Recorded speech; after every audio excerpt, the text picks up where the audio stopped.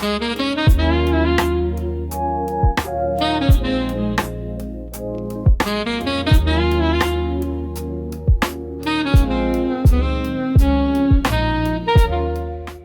up, nerds? Back with another video. I'm going to be going on a little bit of a trip. I'm still going to be uploading videos, but a little bit of a trip.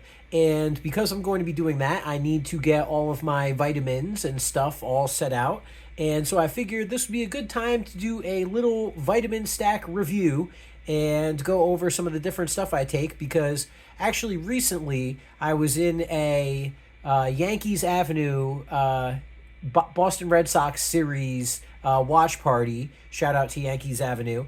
And there was this guy in there who was talking about like different stuff that he takes and like different things like vitamin wise. And some of it I agreed with. Some of it I think is a little excessive and is not proven exactly. And there's some, you could say the same thing for me. Some of this isn't proven, right? But I figured go over it, explain some stuff, and also give a little bit of a tier list, kind of. If because there are certain things here that I take that you might not have to take. If you have your blood work done, that's great. If not, and you have insurance, go get your blood work done. Now you can send in your blood work to different places. Different little things. So without further ado, let's get into it. So number one on my list, and before actually I go over this, something that I highly recommend, if possible, get stuff that's made in the States or get stuff that is shipped in the States, stuff that's not shipped from overseas, stuff that has not been inside of a shipping container for months, possibly baking in the heat, possibly denaturing, or possibly who knows what could be going on in those. I highly suggest, if possible, getting United States American-made stuff, right? And that's mainly just because while a lot of this stuff I personally think is good, and I don't think the placebo effect activates over years and years of time, but still, some stuff could denature or could lose potency, and you could just not be getting your money's worth, and that's why you should get locally made if possible. Now, number one on the tier list, fish oil. This right here is wild Alaskan salmon oil. It was really just because I got this one not on accident, but I got this one because my other brand was sold out. And so I got this one and I'm using it all up. But any sort of fish oil, this is number one. Doesn't matter who you are, doesn't matter what specific stuff you do in your life. Anybody and everybody should be taking. I personally take it twice a day. You don't have to do it twice a day. You could do it once a day, right? I'd take one pill in the morning and one pill at night. Actually, it's kind of funny. On the back, the serving size is 2 gels. So you can either do them 2 in the morning or 2 at night, whichever. But fish oil, great for your heart, great for your poops. Oh my God. That's probably, so the heart stuff, great for your joints too. I was having real bad joint problems like 8+ years ago. And I have barely had any joint issues at all since I started taking fish oil. And I arguably have been putting more pressure and strain on my joints now than ever before. And I don't have any problems. And yes, I take a good amount of stuff. However, I have taken fish oil the longest, seen the best effects. 10 out of 10, highly recommend. Number two, and I don't mean this as a poop joke, but extra strength apple cider vinegar. These ones are in capsules. They also sell the gummy versions. Either one is good. I highly suggest apple cider vinegar. Great for your stomach. Great for gut health. Combo this with the fish oil, and I barely ever. The only time I have loose stools or like diarrhea or anything like that is if I go out of my way to specifically eat like an insane amount of food or drink, like if I go to a party once in a month, right? And I have a whole bunch of beers and a bunch of pizza, then the apple cider vinegar and the fish oil cannot exactly fight that battle. But with the exception of those days, I have been pooping solid logs, no gut issues at all, and I think a big part of it is the combo of the fish oil and apple cider vinegar. Next up, after that, I am a huge ibuprofen fan. I highly suggest having a bottle. You don't take it all the time. I don't take this. I maybe take this twice a week, maybe, on the days where I'm really pushing. And it's only maybe twice a month because the way my lifting schedule is I'm not pushing myself with high weights to failure in extreme lifting situations often. I mean, I do it, you get to a certain point, you maybe have 1 or 2 days, and then you go back down the ladder, build yourself back up, maybe 1 or 2 days, and those build-up times are over the course of 2-3 weeks, and it's on top of that, on top of those lifting days, I'm also doing stuff outside the house, I'm also traveling, so it's not all the time, but I cannot express how awesome ibuprofen is, especially you take 2 of these before bed, you make sure you eat all your protein, and you get 8 hours of rest, and my body wakes up feeling fucking fresh and ready to go, and ibuprofen is a lifesaver, especially if you're running around and you got shit to do and you can't... you can have an achy, creaky body, right? And you can get through the day. However, it's nice to wake up feeling refreshed, joints feeling good, muscles feeling good. Ibuprofen, number 3 on the tier list. Next up, after that, we've got kind of level 4, or the tier 4, is kind of a combo of a bunch of different things. It's kind of everything else kind of fits in there, and then number 5 is down below. So, number 4 is kind of a combo between, for me at least, a combo between magnesium and iron. I actually don't have a bottle of zinc on me right now. If I had a bottle of zinc, the bottle of zinc would be right here. If I also had a bottle of D vitamins, I actually have to restock on zinc and D. But zinc and D would be the 2 other ones I don't have. I actually have, see those empty bottles right where my thumb is right there? That's where my zinc and D bottles are. Not exactly as prepared for this video as I should be. Anyway, magnesium, I take it at night. Iron, I eat mostly meat. And iron, I used to eat a whole bunch of spinach. And I noticed the difference in my blood work when I wasn't eating spinach and I was eating spinach. So for me specifically, that's why I have the iron. Magnesium, real nice before bed. I just have the 1 pill. Do they tell you to take 2? Yeah, they tell you to take 2. I only take 1. Feels great, helps me relax, always feel good before bed. These are kind of my tier 4. And then my gummy vitamin stack. And this is, definitely more towards the excessive or unnecessary part. That's why it's lower down the tier list. I wouldn't say 4 and 5 tier list are that far apart from each other as far as efficacy or as far as importance. I mean, once you get past the big 3, the rest is kind of how you feel. I'm just telling you how it makes me feel, right? So I've got turmeric, ginger, ashwagandha, and then calcium and Power C gummies. This is my gummy vitamin stack. I have 2 of each of these. I like it because I don't like to eat a whole lot of food in the morning. So it's kind of fun to have a semi-sugary, candy kind of gummy stuff, but I'm not actually eating anything sugary gummy. Calcium, bone and teeth support, it says on it. I'm really more towards the bone density aspect of it. Power C supports the immune system. I hate being sick, and honestly, I can tell the difference when I'm having C vitamins and I'm going outside and I'm around the flowers and I'm going around kids and all those different things. Ashwagandha and turmeric ginger. The ashwagandha definitely chills, has a chilling effect, not cold temperature, but more of a chilling out.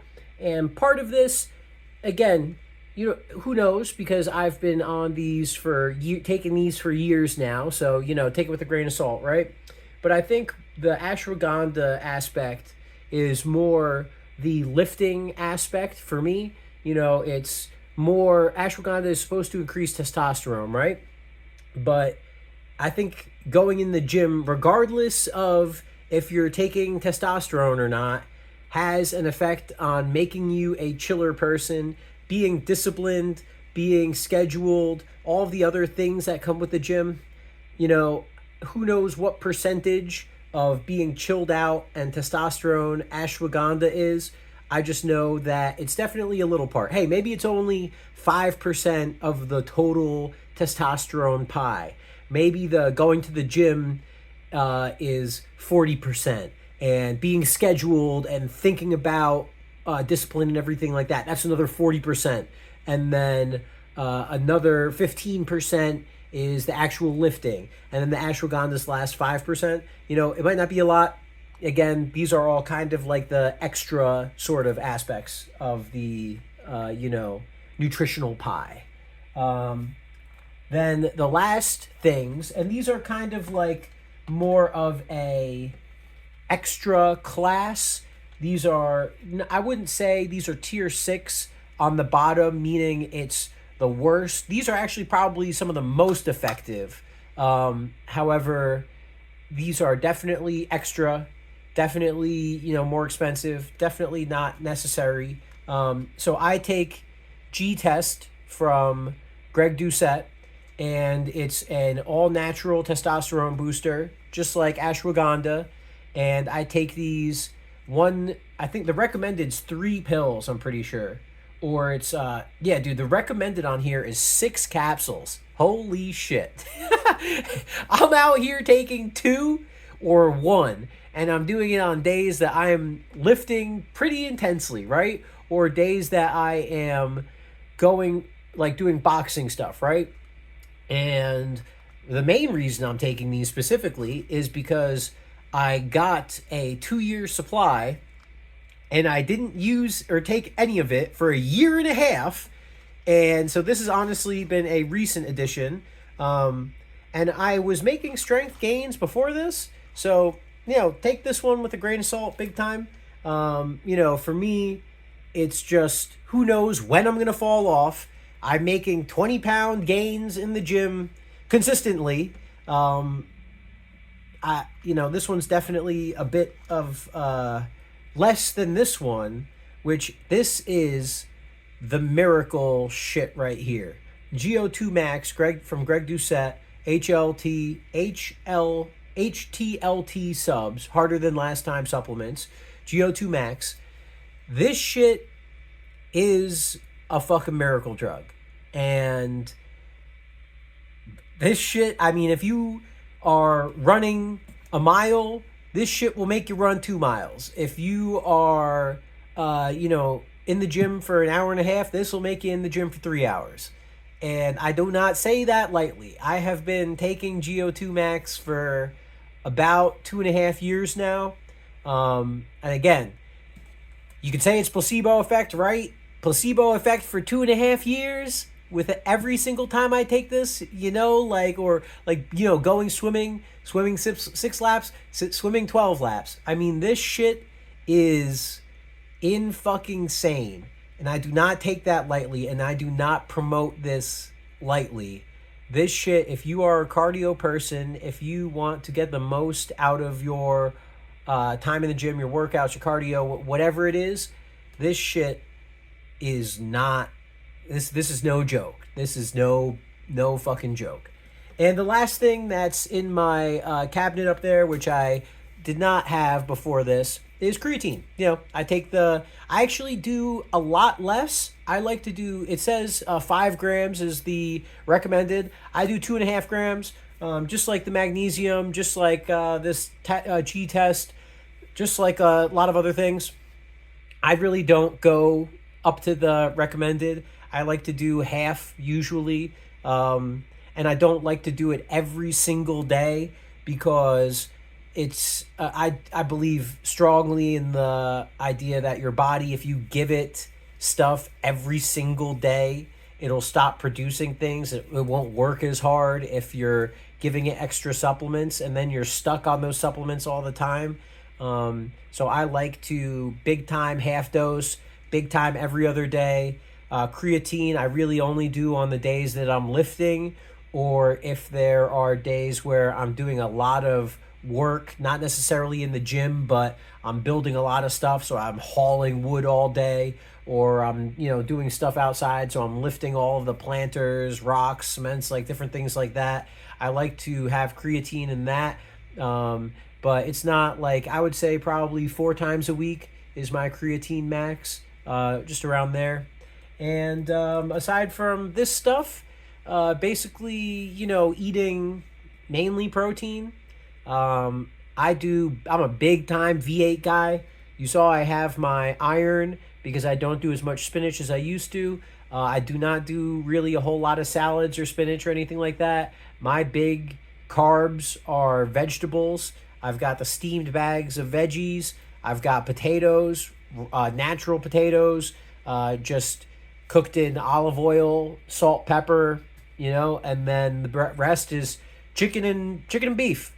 Whether that's with or without tomatoes, unsalted butter, and then I salt everything up, pink Himalayan salt. I try not to do a huge breakfast. I like to wake up around 7, fast until around 12, maybe 11:30, and then eat a heavy protein lunch. I don't do caffeine until around 2 o'clock, 1 o'clock, 2 o'clock, somewhere like that. I stop with caffeine around 6:30 at the latest, right? Maybe 7 o'clock at the absolute latest if I've got to stay up, but I don't do caffeine late. And, I try to, whether it's every other day, a couple days and not, maybe it's 2 days and then I don't go for 3 days. But I do try to get in at least 20, 30 minutes of cardio. So, and then do that 3 times. So 60 to 90 minutes of cardio a week. And that's kind of like the biohacking routine for now. That's the medicines and stuff. That's the food diet thing. Lifting definitely 3 times a week. And I'm talking like lifting, strong lifting, making sure I'm sweating, making sure that's something that I hate the science argument of, oh, well, if you don't sweat, you can still lift and make gains without sweating. All you need to do is go to 75% to trigger muscle growth, and then, so it's okay. All these other people that look like they're sweating profusely, they're not actually being like as efficient as they can. I think that's a load of horse shit. If you're not sweating in the gym, your body is not feeling like it needs to cool down. It's not feeling like you're fucking turning up the engine. It's just like coasting along. I mean, what fucking progress are you going to get if you're fucking coasting along compared to if your fucking heart's actually beating, you're actually getting into a routine. Your body needs to sweat as a reaction to start cooling you down. So I'm a big time work up a sweat, get in, get fucking dirty, get fucking smelly in the gym. Do that 3 times a day, every other day. You don't have to get like profusely sweaty, but every other day that you're not lifting, big time stretching. I mean, I'm stretching every day, but I mean, I'm talking like, let's just say you do a minute of stretching every hour for the whole time you're awake. Let's say you're awake 16, 18 hours a day. That's 18 minutes of stretching. That's good. That's really good. Anytime you're above 10 minutes, that's really good. So making sure you're stretching a lot, and it doesn't have to be sweating, Pilates stretching, but getting a little bit of a pump, a little bit of a heartbeat. But that's it. That's actually it. That's all the drugs. That's the food. That's the lifting. Try to be disciplined. Try to be calm. Meditation's great. Being mindful is great. It's something I think everybody should do, but it's not. I mean, if you're doing all of this other stuff, there's a lot of discipline, and part of all of this could be seen as meditation as well. So I'd rather you be more disciplined in this stuff and not meditate than meditate and not do any of this. But that's it. Actually, keep it under 20 minutes. Smoke grass, eat ass, be excellent to each other. I will see you in the next video. Deuces.